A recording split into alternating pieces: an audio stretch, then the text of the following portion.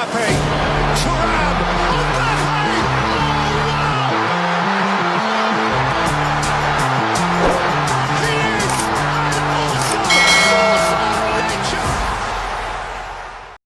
Mbappe, Thuram,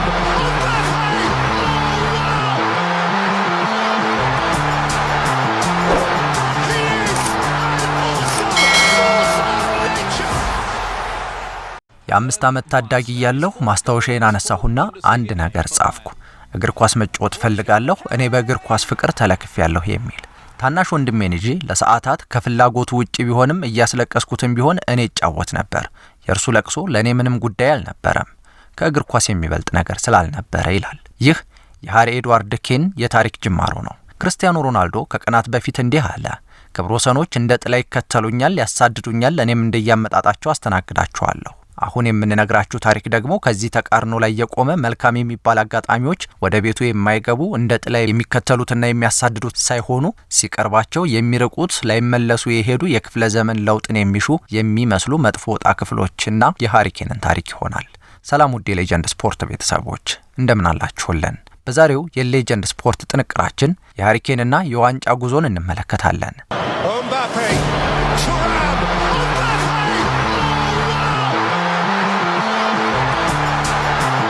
ሐምሌ 28 ቀን 1993 እንደ አውሮፓውያኑ የዘመን ቀመር ነው የተወለደው። ስሙም ሃሪ ኤድዋርድ ኬን። እሱ የእድለቢሶቹ ተምሳሌት ነው። የዋንጫ አሸናፊነትና ሃሪ ኬን አይተዋወቁም። እነርሱ ልክ እንዳይን ናቸው። ሁለት ጎረቤታሞች እርስ በርስ እንደማይተያዩ የማይተዋወቁ፣ አንዱ ሌላኛውን ሲያሳድድ የሚቀርብ ሳይሆን የሚርቅ ተፈጥሮ። አለቀ ሲባል የሚጀመር፣ ተጀመረ ሲባል የሚያልቅ የሃሪ ኬን የዋንጫ ታሪኩ መገለጫ ነው። እርሱ በዓለም መድረክ ለባላንዶር እጩ በሆነበት ዓመት እንኳን ሁለት ጆሮ ያላቸው የትኛውም የእንግሊዝ ዋንጫዎች አይፈልጉትም። ዝርግ ሳህን መሳዩም የጀርመን ቡንደስሊጋ ዋንጫም ቢሆን እንኳን ደህና መጣህ ሳይለው በሆድና ጀርባ ግንኙነታቸው የውለታ ኮንትራታቸውን ካስቀመጡ ዓመታት ተቆጥረዋል።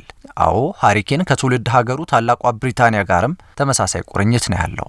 በእርግጥ በነ ዴቪድ ቤካም ወይንም ፍራንክ ላምፓርድ ዘመን ያልተሳካ በሃሪ ኬን ዘመን እንዴት ይሳካል ቢባል የተጫዋቹን አቅም ማንኳሰስ ወይንም ማሳነስ ሳይሆን ኬንና የዋንጫ ዕድል እንደማይተዋወቁ ጎረቤታሞች አለበለዛም ደግሞ እንደ ባላጋራ የሚሄዱ ሁሌም በመከባበር አንተ ቅደም ተባብለው ሲገባበዙ የገበያው ነጋዴ በመሃል ገብቶ እንደሚጠልፈው ሸቀጥ አይነት ግንኙነት ነው ያላቸው። Extensively as well. Here's Davies and now Harry Kane for Bayern. That is classic Harry Kane in his first Bundesliga match. The England captain.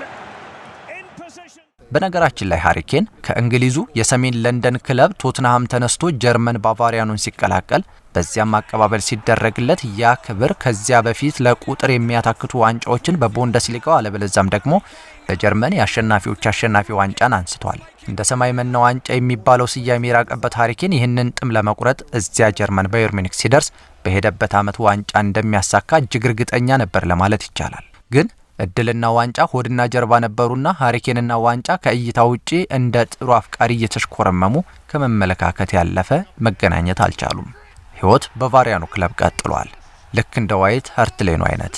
እናም በየትኛውም መመዘኛ ዋንጫ ማግኘት ያልቻለውና ወደ እድሜ ማምሻው እየተንደረደረ የሚገኘው ኬን አሁን ዋንጫ ፍለጋ ወደ እንግሊዙ ሊቨርፑል ሊመለስ ስለመሆኑ አንድ መረጃ ፈትልኮ ወጥቷል። በእንግሊዝ ብሔራዊ ቡድን በቶትንሃም ሆትስፐር እንዲሁም በባየር ሙኒክ ማሳካት ያልቻለውን ዋንጫ ለማሳካት ሃሪ ኬን ወደ ሊቨርፑል ሊዘዋወር ነው እየተባለም ነው። አይሪሽ ታይምስ አገኘሁት ባለው ይዞት በወጣው መረጃ መሰረት ሃሪ ኬን አካሉ ጀርመን ልቡ እንግሊዝ ያንኑም መርሲሳይድ ክለብ ሊቨርፑል ላይ ካሰፈረ ዋላ አደር ብሏል። ዘገባው ይዞት በወጣው መረጃ መሰረት ሊቨርፑላውያንም ፍላጎት አሳይተዋል ነው የተባለው። በሀገረ ስፔን ውስጥ የሚታተመው ኤል ናሲዮናል የተሰኘው ጋዜጣ ዋቢ በማድረግ ሰፊ ሀተታ ይዞ የወጣው አይሪሽ ታይምስ የእንግሊዝ ብሔራዊ ቡድን አምበል ዳግም በሀገሩ ሊግ መታየትን ሽቷል።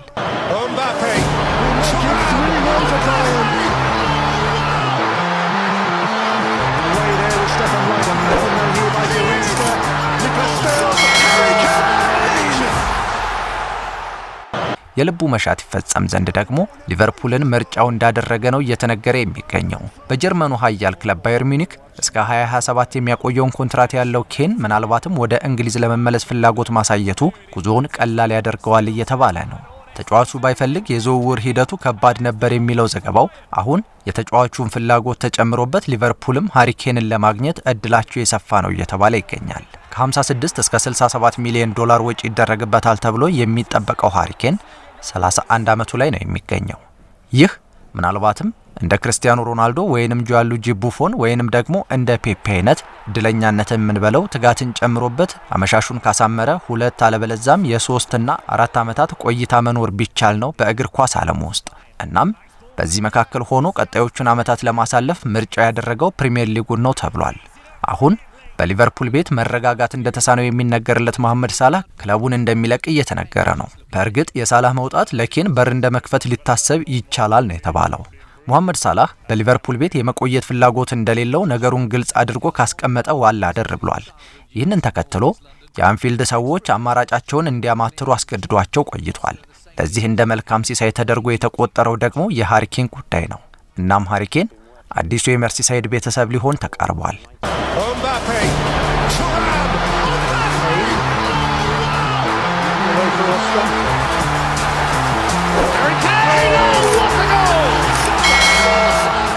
ትንሽ ወደ ኋላ እንሄድና የሃሪ ኬንን የኋላ ታሪክ እንመልከት።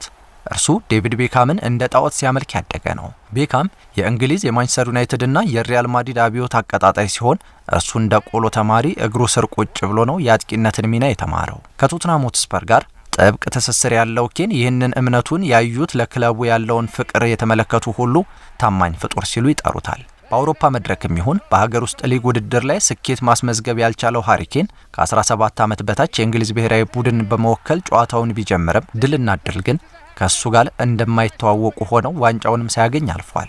80 ጨዋታዎችን ለእንግሊዝ ብሔራዊ ቡድን ያደረገው ሃሪ ኬን 53 ግቦችን ማስቆጠር ችሏል። በቶትናም ሆትስፐር ቆይታውም የቴድ ቬሪንግሃምን ክብረ ወሰን መስበርም ችሏል።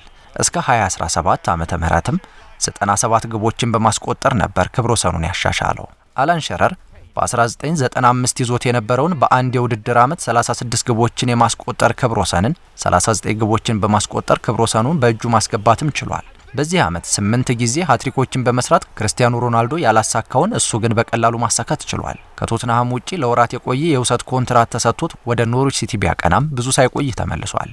ለ12 ዓመታት በቶትንሃም ቢያሳልፍም ምንም አይነት ስኬት ሳያስመዘግብ የእድሜ አመሻሹ ላይ ሲቃረብ ወደ ጀርመን ማቅናቱን መረጠ። መዳረሻውንም ባየር ሚኒክ አደረገ። ግን ለቁጥር የሚታክቱ ዋንጫዎችን ሲያጋብስ የነበረው ሚዩኒክ እሱን ባስፈረመበት ዓመት ግን የድል ድርቀት ይዞት ምንም ስኬት ሳያስመዘግብ ዓመቱን አጠናቋል።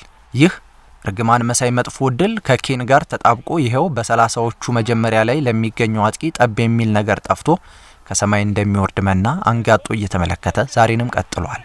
አሁን የመጨረሻ ሙከራውን ለማድረግ ወደ መርሲሳይዱ ክለብ ሊመለስ ነው። ይህ የሚሳካ ከሆነ ከአርነ ስሎት ጋር ሰርተው የሚመጣው ውጤት ገና ከወዲሁ እየተጠበቀ ይገኛል። የእንግሊዝ ብሔራዊ ቡድን አዲሱ አሰልጣኝ ቶማስ ቱኸል የ2026ቱን የዓለም ዋንጫ ለማሳካት የቤት ስራ እየሰሩ መሆናቸው ሲነገር፣ ከጀርባ ግን ሃሪ ኤድዋርድ ኬን የሚባል እድለቢስ ተጫዋች አለና እንግሊዝና የዓለም ዋንጫ ከ60 ዓመታት በኋላም መንገድ ላይ ሊተላለፉ ይችላሉ የሚል ስጋት አለ። በ5 ዓመቱ እግር ኳስን መጫወት ፈልጋለሁ፣ እኔ በእግር ኳስ ፍቅር ተለክፌያለሁ፣ አቅሌን ስቻለሁ ብሎ የጻፈው ኬን በዋንጫ ጥማት ጉሮሮ ደርቆ በናፍቆት ናውዞ ከድል ጋር በእድል ምክንያት ሳይገናኝ ዛሬም መንገድ ላይ ነው። መቼ ይቋጫል? የቀጣይ ጊዜያት ምላሽ የሚሰጡት ይሆናል። ይህ ሌጀንድ ስፖርት ነው። ጥንቅራችን አበቃ። ቸር ቆዩልን።